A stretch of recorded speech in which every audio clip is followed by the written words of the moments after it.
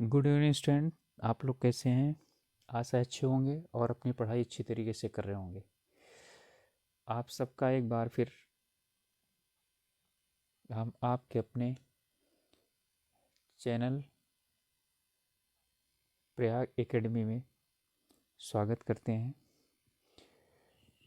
हम भारतीय राज्य व्यवस्था पढ़ रहे थे और कल मैंने आपको बोला था कि मैं एक अलग से थोड़ा सा स्पेशल वीडियो लेकर के आऊँगा जो आप लोगों को, जो मुख्य रूप से राजनीति विज्ञान के विद्यार्थी नहीं हैं, उनके लिए कुछ जानना ज़रूरी है।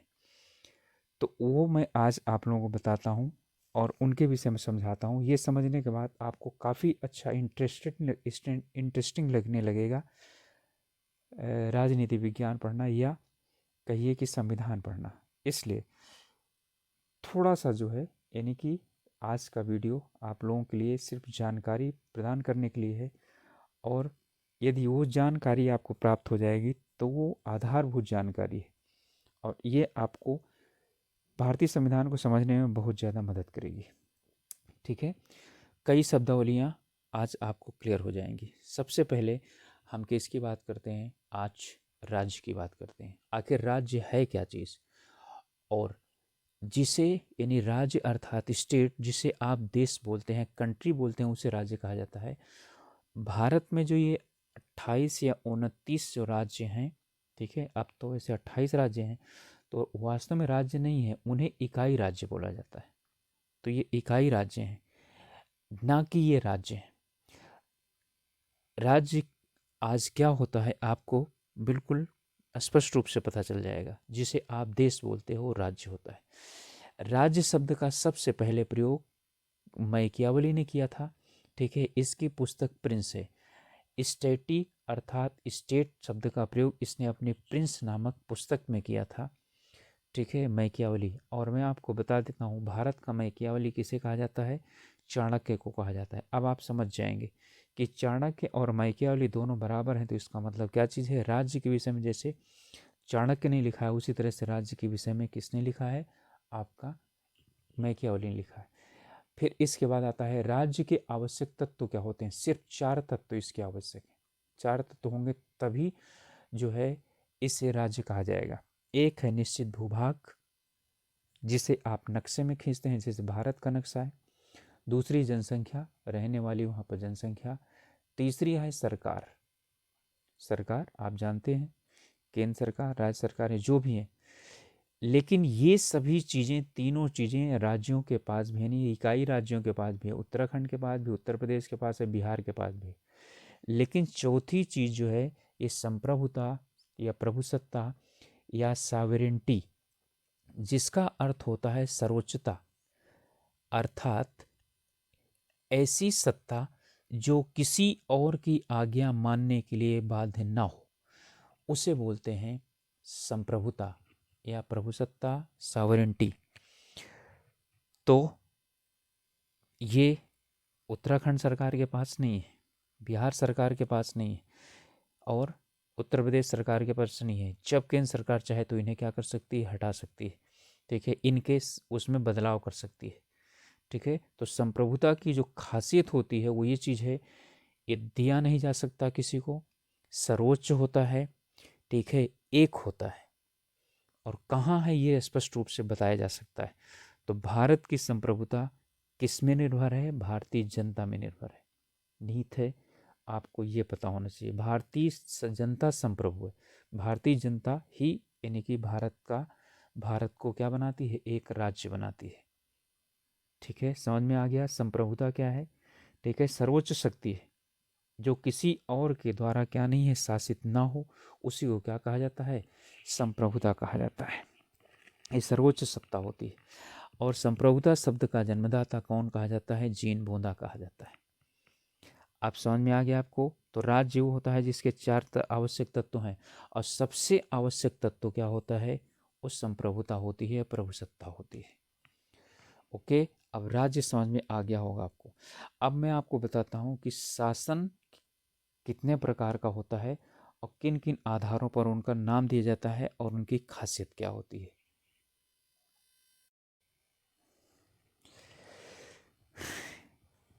अब देखिए, मैं आपको शासन यानी सरकार के विषय में बताता हूँ।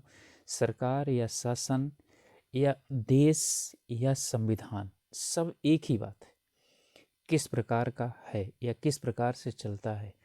तो जिस प्रकार का संविधान होगा उसी प्रकार का देश होगा और उसी प्रकार की सरकार होगी और उसी प्रकार का शासन चलेगा।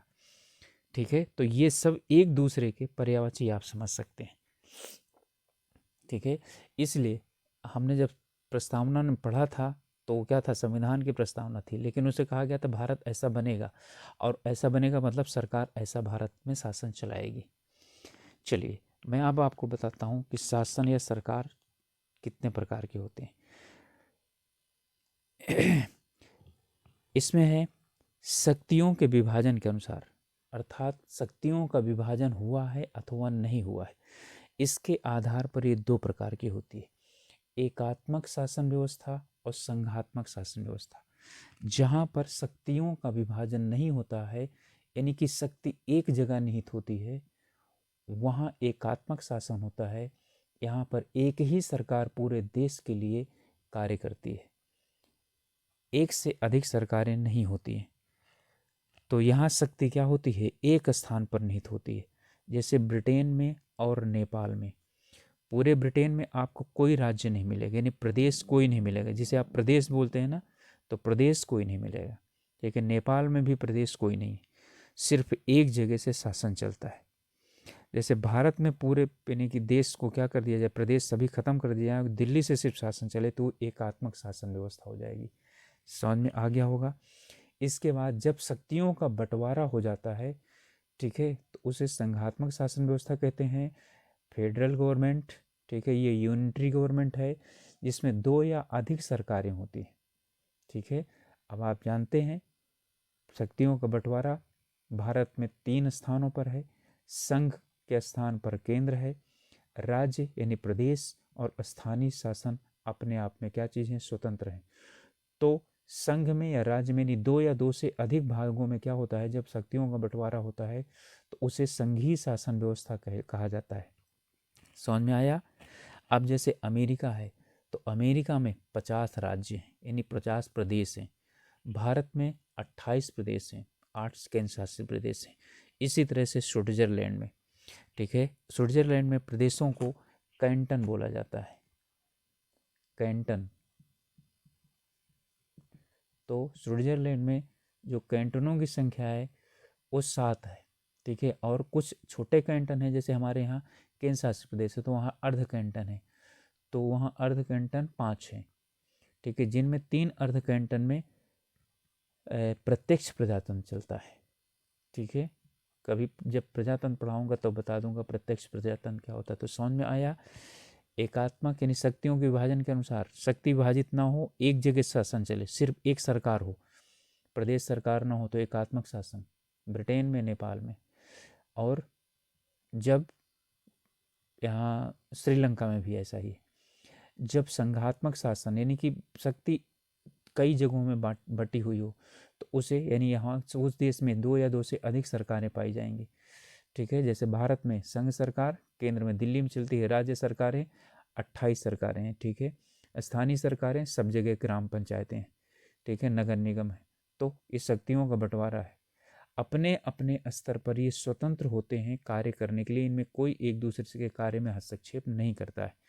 ठीक है, अब देखिए इसके लिए खासियत क्या है। सबसे खासियत मैंने 2 ही आपको बताई हैं।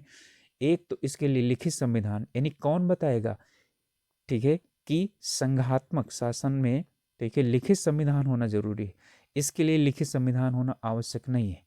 ठीक है, इसमें बताया कौन की शक्तियां कौन कौन किसको किसको मिली है। आपने देखा है 3 यानी शक्तियों जो बंटवारा है, कौन सी सूची, संघ सूची, ठीक है, राज्य सूची और समवर्ती सूची। ठीक है, याद आ गया होगा। ठीक है, ये 3 प्रकार की सूचियां हैं। ठीक है, और सर्वोच्च और स्वतंत्र न्यायपालिका होती है, यानी स्वतंत्र न्यायपालिका होती है। ये बताती है ये जो शक्तियों का बंटवारा है, ठीक है, तो शक्तियों का जो बंटवारा है वो कहाँ और किन आधार पर किया गया है। ठीक है, और ये सही है अथवा नहीं है, किसी ने किसी शक्ति का अपहरण तो नहीं किया, यानी शक्ति का उल्लंघन तो नहीं किया, इसका निपटारा करने के लिए क्या होनी चाहिए? स्वतंत्र न्यायपालिका होनी चाहिए। समझ में आ गया होगा, एकात्मक शासन और संघात्मक शासन। इसके बाद कार्यपालिका एवं व्यवस्थापिका के संबंध के आधार पर दूसरा है, ठीक है, ये दो प्रकार का होता है, अध्यक्षात्मक शासन और संसदात्मक शासन प्रणाली, जिसे हम मंत्रिमंडलीय शासन प्रणाली कहते हैं। क्यों कहते हैं अभी बताता हूँ मैं। यहाँ पर यह है कि यहाँ पर जो कार्यपालिका तीन होता है ना, कार्यपालिका और व्यवस्थापिका, न्यायपालिका। न्यायपालिका तो छोड़ दीजिए, तो जहाँ पर कार्यपालिका व्यवस्थापिका से स्वतंत्र होती है वो अध्यक्षात्मक शासन होता है, ठीक है, जिसे राष्ट्रपतीय शासन व्यवस्था भी कहा जाता है। इसमें राष्ट्रपति सर्वोच्च होता है। और अमेरिका, स्विट्जरलैंड, यहाँ राष्ट्रपति ही सर्वोच्च है।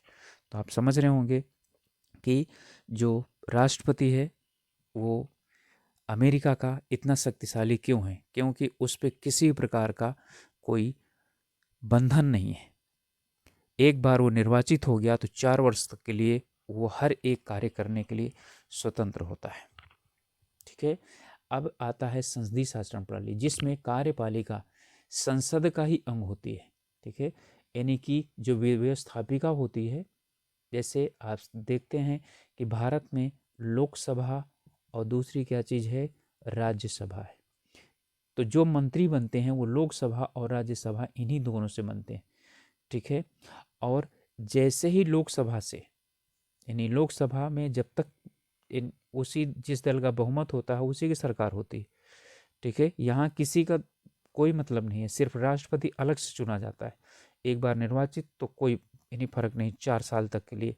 यहाँ पर जैसे ही उसका लोकसभा में बहुमत समाप्त, वैसे उसे इस्तीफा देना पड़ता है। इस तरह से कार्यपालिका व्यवस्थापिका यानी संसद का हिस्सा होने के कारण भारत का राष्ट्रपति, संसद आप जानते हैं ना किन किन चीज़ों से मिलकर बनी होती है, राष्ट्रपति, लोकसभा और राज्यसभा, इन तीनों से मिलकर के बनी होती है, ठीक है। तो इस तरह से जो कार्यपालिका होती है, कार्यपालिका जिसे आप बोलते हो मंत्रिमंडल, ठीक है, राष्ट्रपति सहित, वो इसी संसद का ही हिस्सा होती है। संसद के जो सदस्य होते हैं वही बनेंगे। यहाँ पर राष्ट्रपति संसद का सदस्य होना जरूरी नहीं है, ठीक है। यहाँ संसद का सदस्य होना जरूरी है, याद है, नहीं संसद का सदस्य है तो 6 माह के अंदर उसे संसद का सदस्य होना पड़ेगा, चाहे वो लोकसभा का बने चाहे राज्यसभा का बने, अन्यथा मंत्रिमंडल से इस्तीफा देना पड़ेगा। और चूंकि यहाँ पर जो शासन चलता है वो मंत्रिमंडल के द्वारा चलता है, इसलिए इसे मंत्रिमंडलीय शासन व्यवस्था भी कहा जाता है। यानी संसद में मंत्रिमंडल महत्वपूर्ण होता है, ठीक है, इसलिए इसे मंत्रिमंडलीय शासन व्यवस्था भी कहा जाता है। आप समझ में आ गया होगा कि अध्यक्षात्मक और संसदात्मक। तो भारत में संसदात्मक क्यों है, क्योंकि भारत में संसद सर्वोच्च है। अमेरिका में अध्यक्षात्मक क्यों है, क्योंकि वहाँ राष्ट्रपति सर्वोच्च है, यहाँ संसद सर्वोच्च होती है। भारत है, ब्रिटेन है, नेपाल है, ये में सब जगह क्या है, संसद सर्वोच्च होती है, ठीक है। चलिए अब आगे जो दूसरा है प्रकार वो मैं आपको बताता हूँ। अगला है राष्ट्राध्यक्ष की नियुक्ति के आधार पर। राष्ट्राध्यक्ष की नियुक्ति कैसे होती है या की गई है। ये राजतंत्र है और दूसरा गणतंत्र है, ठीक है। यानी कि राजतंत्र का मतलब हुआ कि जब वंशानुगत राष्ट्राध्यक्ष होता है, यानी राजा के वंश से ही अगला राजा, फिर उसके बाद अगला राजा, तो उसे बोलते हैं राजतंत्र। इसमें ब्रिटेन आता है, भूटान आता है, जापान आता है। इसी प्रकार से इसका दूसरा रूप है गणतंत्र, जहाँ पर कि राष्ट्राध्यक्ष क्या होता है, निर्वाचित होता है। तो इसीलिए भारत एक गणतंत्र है, क्योंकि भारत का राष्ट्रपति निर्वाचित होता है। भारत है, अमेरिका है, पाकिस्तान है, नेपाल है, श्रीलंका है, स्विट्जरलैंड है, कनाडा है, इन सभी जगहों पर गणतंत्र पाया जाता है, ठीक है। और यहाँ राजतंत्र, ठीक है। राजतंत्र वंशानुगत राजा, यानी कि यहाँ पर ये अपने आप को गणतंत्र नहीं बोल सकते हैं, क्योंकि यहाँ पर जो इनका राष्ट्राध्यक्ष है वो क्या चीज़ है, वंशानुगत राजा होता है, भले वो नाम मात्र का ही क्यों ना हो।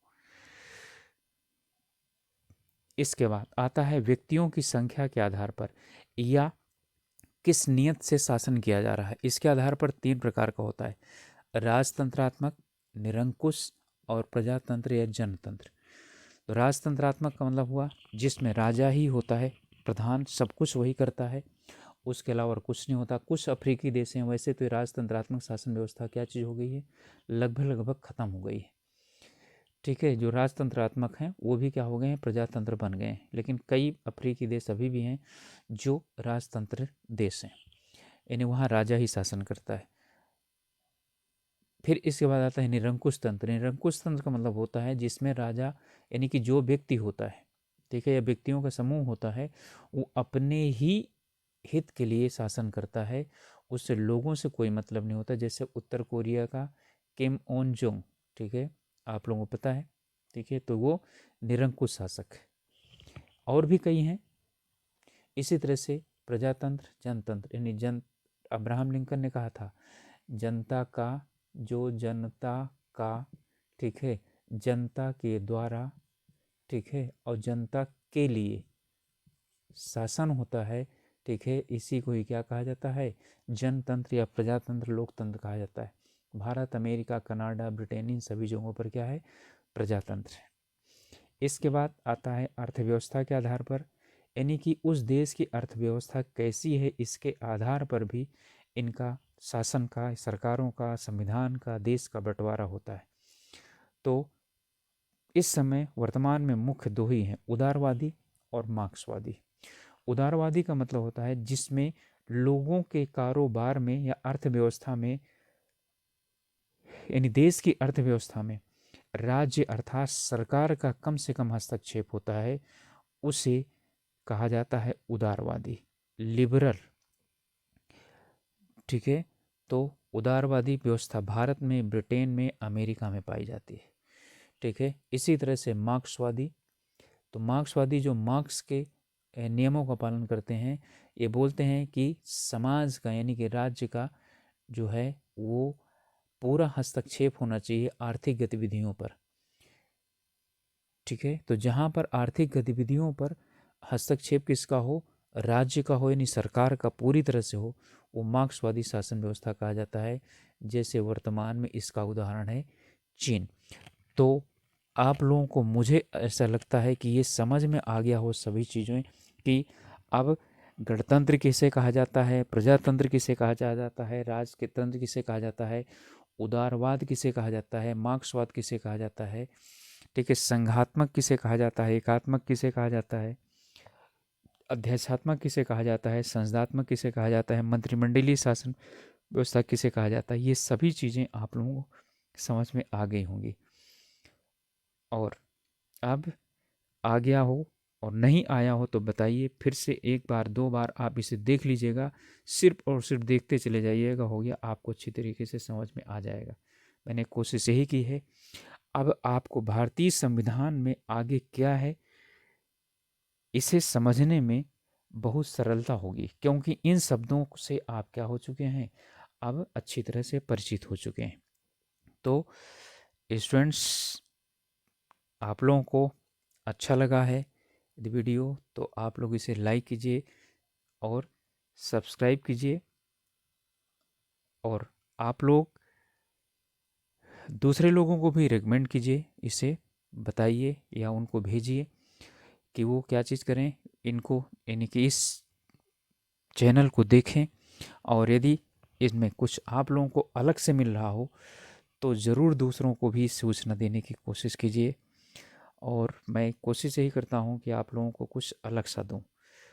अब हम शुरू करेंगे इसके बाद से हमारा भारतीय संविधान, उसके विषय में भारतीय संविधान यानी शासन व्यवस्था पूरी जो भी है उसे पढ़ेंगे।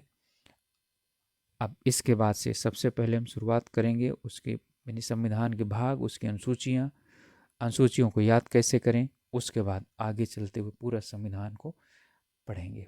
तो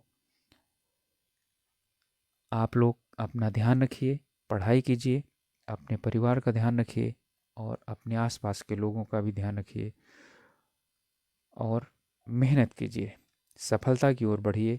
यही हमारी आप लोगों से कामना है। Okay, good night. मिलते हैं अगली वीडियो में।